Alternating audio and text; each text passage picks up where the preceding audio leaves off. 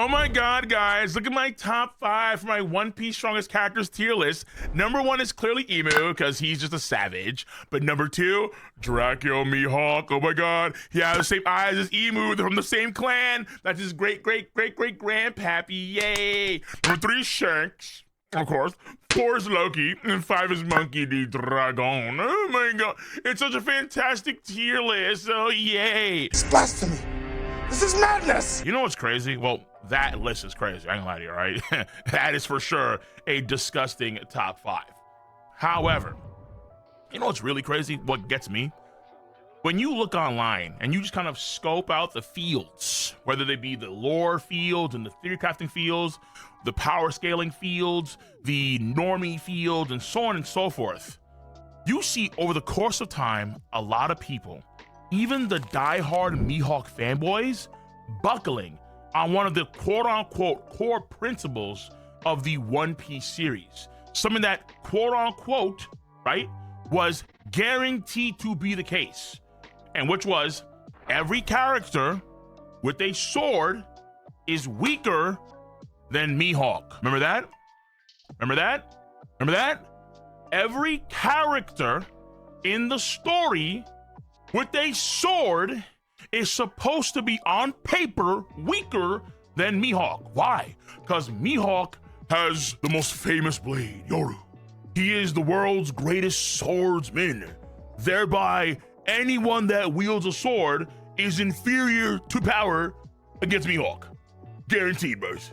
Guaranteed. This must be the case. It is engraved in biblical texts, engraved, chiseled against the stone, and carved for all time, for all to see. Are we sure about that? Because it looks like these people are the most diehards. The Mihawk fanboys and fangirls are putting Mihawk under Emu.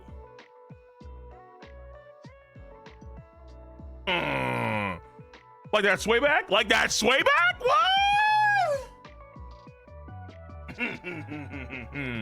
Man, that fucking Air Jordan fadeaway right there, boys.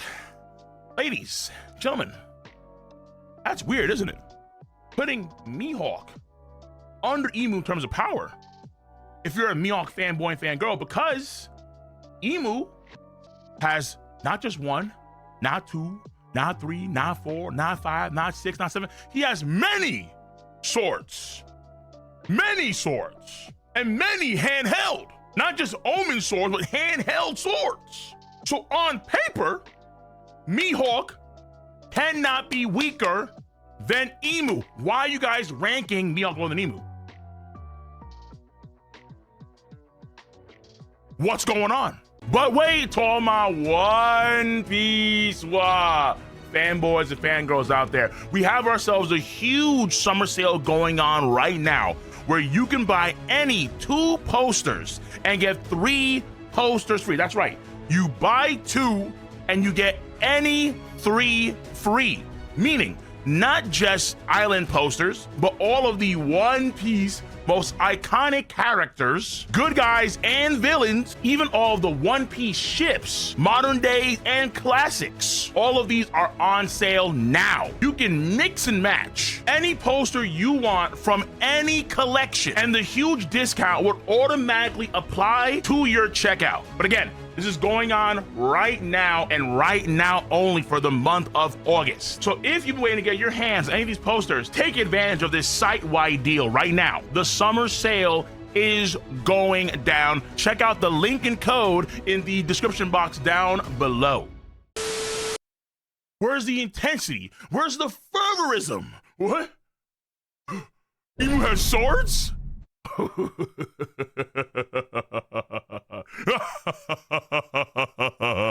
Yeah. A little NLME, of course. Listen, come on. Even in Normiesville, the folks that read the series, let's say in batches, and they come by once in a while, okay? The tourists that come over every summer, even they're starting to realize, hold on, wait. There's no way Mihawk can be stronger than Emu, because Emu is clearly someone that, just in terms of the lore, and his importance in the story, it's way too high. And he's the king of the world, who's been coasting on every so far Elbaf and so on and so forth, right? There's no way this guy is weaker than Mihawk. But at the same time, according to the canon, he should be weaker than Mihawk because he has swords. And Mihawk is the world's greatest, so it makes no sense. The only way it makes sense is if that idea is a false idea in of itself. That, hey, the world's greatest swordsman doesn't mean that you are the strongest person with a sword de facto. Otherwise, you're gonna be stronger than Emu, which even the normies are saying, whoa, that's dumb. Which it is. Putting someone like Mihawk over Emu doesn't make much sense. It really doesn't. Because even though Emu has had some time struggling here and there against guys like Loki, guys like Gaban, Luffy, not so much yet, but we'll get there soon enough. I promise you that's happening, okay? Even though he's been, pushed back here and there, bleeding, coughing up, he's also not at the best game stamina-wise right now. That is mitigated, obviously.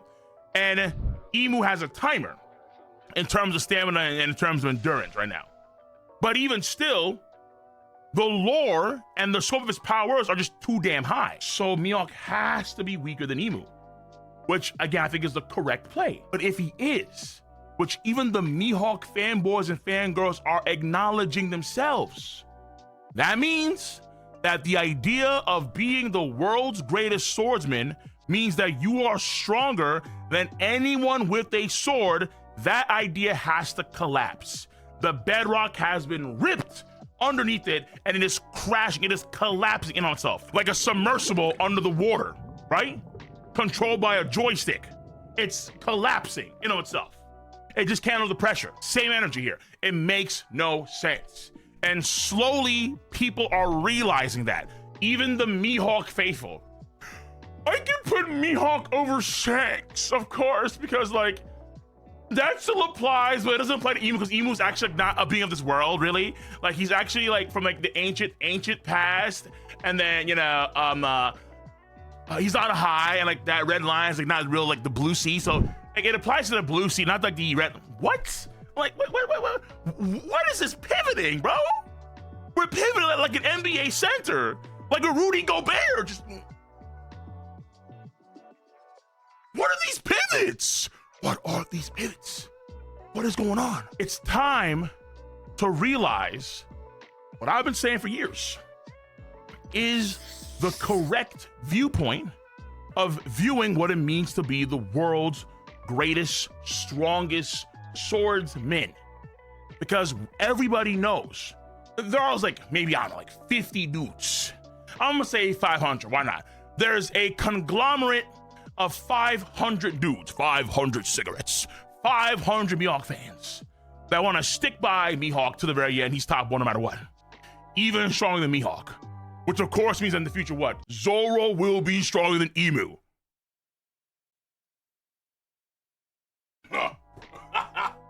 Wait, I thought it was Joy Boy and the Nika that was on that mural. I don't see, did Joy Boy have 3 swords?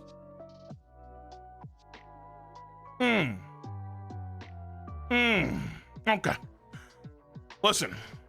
Look here, look, listen. Listen! The correct way, which I think over the course of time, what's gonna make the most sense, which is going to help rationalize the idea of Mihawk's strength in earnest, the one that Oda damn near told you when you got Mihawk's bounty, is that effectively speaking, Mihawk, in terms of sword-related stuff, let's put it like that for now, he is superior than Emu. If y'all won't say it, I'll say it. Oh, if the Mihawk fanboys and fangirls are too scared to say it, I'll say it. There is an avenue wherein which Mihawk is superior than Emu in, very likely. And what is that? It's not he who wields the sword. He who wields the sword is... No, it's not that. It's not he's the strongest guy with the sword de facto. No, it's he is the person on the planet at this point in time with the greatest sword skill.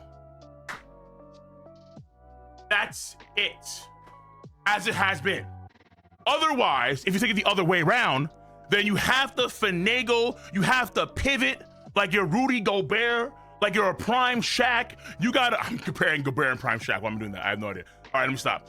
You have to make a lot of NBA center pivots in order to make it make any sense that this is still the case, which you can't really do.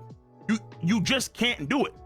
To say that, hey, the idea of having the world's strongest swordsman be the strongest cat with the sword doesn't work when Emu has 9 of these things at the bare minimum. And Emu's sword skills are pretty damn good too. He has busted swords, sure, but he's a swordsman who has many swords. It's not about being a swordsman. It's about what Oda's been trying to tell you for a very long time. It's about swordsmanship. Remember when folks were confused about what Zoro said about King the Wildfire when they first had their clash? What did Zoro say? Zoro said, you never said that you were a swordsman. Why did Zoro say what he said?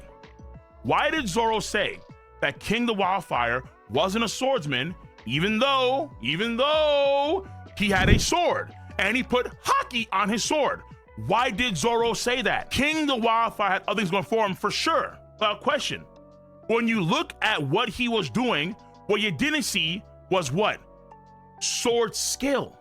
That was almost non-existent. He had no techniques that were sword-oriented at all. Zero. Someone like City of the Rain for sure has that, without question. Even has a power. He's a true blue swordsman. Someone like Brook, who has a power, he has illusions, he has music control, he has soul control, but Brook is still what? A swordsman. A damn good one at that. Brook has insane sword skill. We go into the Brook flashback. Brook cut down this whole posse of dudes at the port before they came into town. They were already cut by Brook.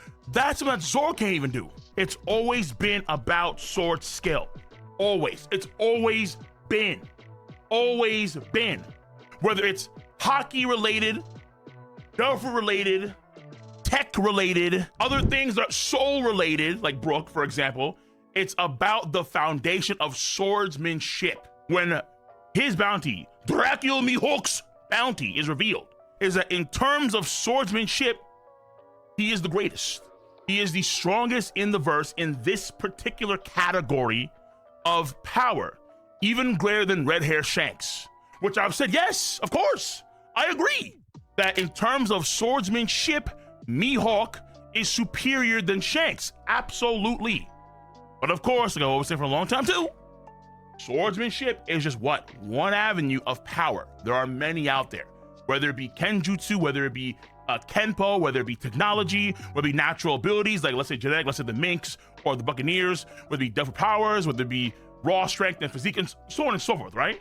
There's a litany of power pools in the story of One Piece. Now, folks, I think are slowly coming to that realization. Even the Mihawk stands. Just by putting Mihawk under Emu and you're a Mihawk stan, that in of itself breaks your argument. You have to commit 15 toes down. That's 10 toes in one hand, like you're a lineman in the NFL. You have to commit 15 toes down that Mihawk is stronger than Emu. You have no other choice. You have no other choice. There's no, oh, well, it still applies, but because of the Omen and the Diamond Versailles, and he has like a carpet bomb ring thing going on, he can grab, no, you can't do that. The reason why is because, let's say, for example, someone like Big Mom. Big Mom has a whole set of wonky abilities on top of her sword. Her sword's a homie. Napoleon. But yet, it's a sword. It counts. Therefore, stronger. Oh, okay. But why don't you apply that same thing to Emu then?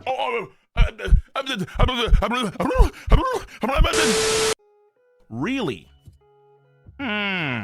Really? Okay. It's yeah. Yeah. It's kind of ridiculous at this point in time.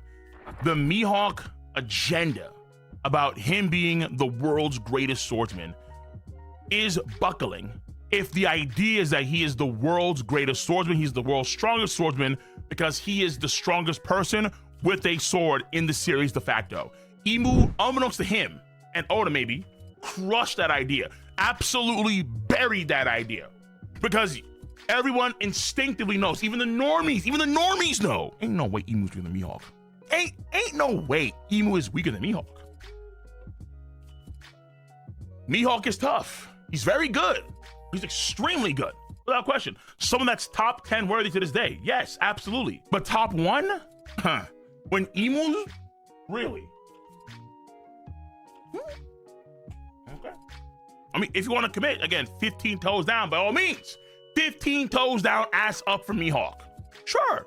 But at the same time, I think, again, when the Mihawk fanboys themselves are putting Mihawk under Emu, it's breaking that idea that they've so desperately held on to for so many years.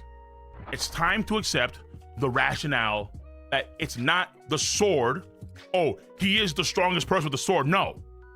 But it's rather swordsmanship and sword skill. Mihawk is the greatest kenjutsu practitioner on the planet. His sword skills are the best. Yeah. Even better than Emu's. Yeah. Absolute. That hasn't changed. However, being the greatest swordsman in terms of swordsmanship doesn't mean that you are superior than other folks with the sword. I've been saying it for a long time now. It applies to Big Mom. It applies to Shanks. And many folks are starting to be like, whoa, I mean, Emu's got to be stronger than Mihawk. You know what I mean? Then it applies to Emu too. It applies to Emu too. And we're finally getting there. Slowly but surely. We're finally getting to where your boys in the entire time. So let me know your stance on the subject matter at hand. If you enjoy your boys' video content, thumbs up. Subscribe to the channel. Of course, members do gain access to the video first. They do. And click on that bell to join the notification. Wow. I'm going to catch you guys and gals on the flip side. See you. Bye-bye.